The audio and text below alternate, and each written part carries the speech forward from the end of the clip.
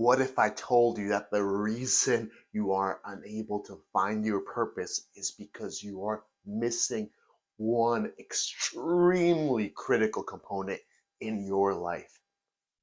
Spirit. We're going deep. Hello, my wonderful people. Welcome back to Thriveda, your home for everything mind, body, spirit, so we can live our most inspirational and empowering lives. And as usual, I have this warmth in my belly because I'm so excited to be with you guys again for this week's topic on the importance of spirituality and how it will get us closer to our true purpose and ultimately to happiness itself. So, my friends, yes, we work out our minds with all this intellectual content that we grow up with a lot of stress on the importance of reading or understanding and memorizing concepts. We also, many of us, work out our body to get bigger or stronger or more fit for a plethora of reasons. But there's something that many of us miss, and that is that third critical component in that trinity, and that is mind, body, and spirit. Indeed, that is our true north. I myself, before I dove into anything related to spirituality, could not even conceptualize why is spirit important? Why is it mentioned in this mind, body, spirit triangle? And what makes it so important? Just like either the mental or the physical, we do need to exercise the muscle of our spirituality through particular practices that we will get into shortly. But what is spirituality? How can we conceptualize it? Because if you ask one person what it is, you'll get a completely different answer than another. But we can perhaps look at spirituality as depth, reason, as in the content of our experience or the depth of our true selves. It is through a spiritual practice that we can truly figure out what and who we really are on a deeper level.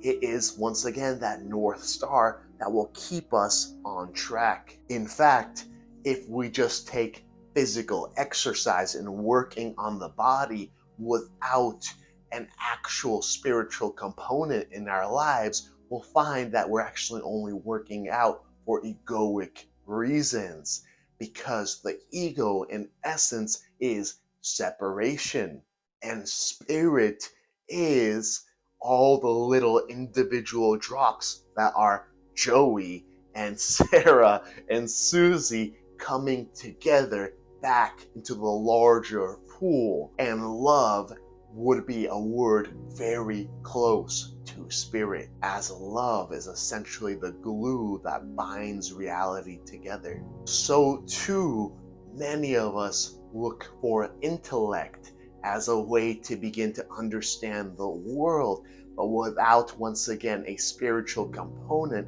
we can easily get lost in all these concepts and ideas, which happens to many people in the West as they lack the spirit or heart, love-centered component. Another way to kind of see this metaphorically, perhaps, is imagine almost a big bang explosion of light and love, of consciousness itself moving outward, and each being is an individual ray of light expressing itself uniquely, yet being part of that larger whole.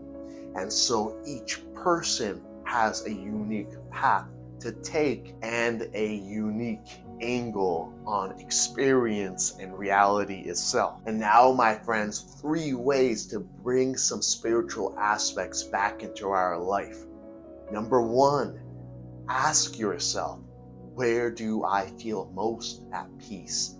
Where do I feel most in the flow state? Now, this might be in nature, this might be doing a particular sport, and by making this a ritualistic practice, we will align to our true purpose, our true calling, and our intuition.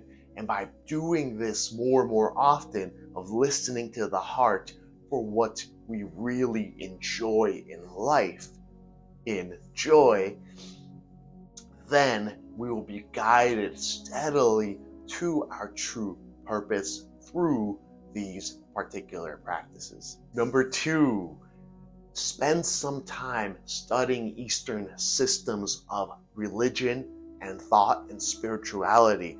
Because if you're intellectual, like I could have said I was a few years ago at least, I definitely learned a lot from such systems as Ayurveda or Hinduism or the actual science of yoga itself.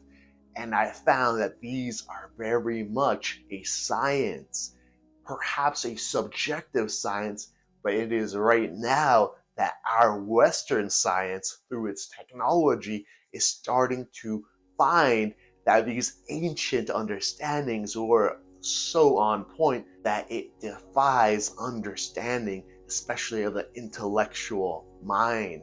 So go into it with an open mind and follow your heart through these studies, and you may be able to finally integrate your own life with these ancient understandings to create an overall more wholesome experience. But don't stop at intellectualizing these concepts. Try to dive in and see how it feels in your body. See how it feels in your heart. Otherwise, we will only go deeper into being perhaps confused and lost, which, by the way, isn't the worst thing in the world, because that is also where there are infinite number of possibilities. And number 3, yes, you caught me, because you know where I'm going with this, but to meditate will take us a long way towards our true purpose,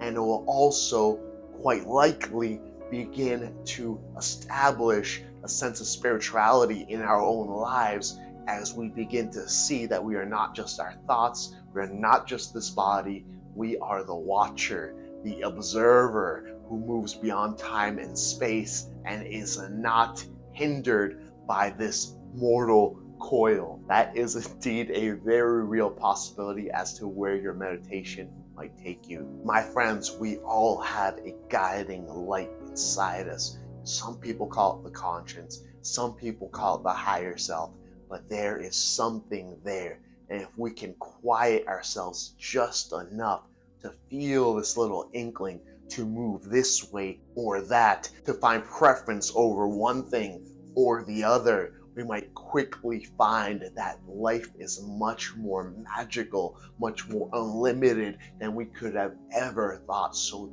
do not limit yourself.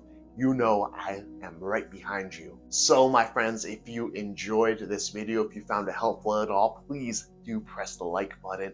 And if you think this can help anyone else, please do spread the word, share the video. I will see you on the next one, my awesome people.